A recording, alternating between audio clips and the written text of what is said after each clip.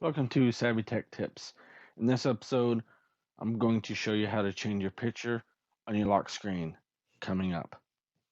So, the first thing you want to do is you want to go down to the lower left corner in the search bar, type in lock screen. You're going to click on lock screen settings.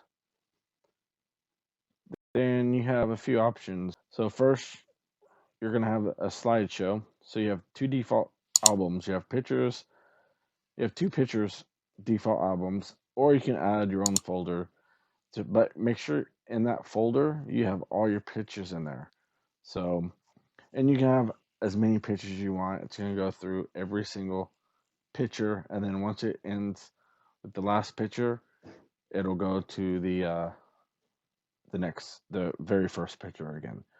And then you have picture, which will show just one picture. You can choose the default Windows 10 pictures, or you can browse and upload your own picture.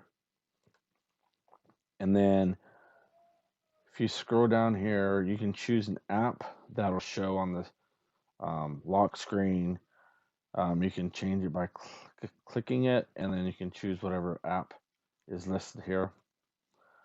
You got the show quick status of all these apps. You can change, you can add them.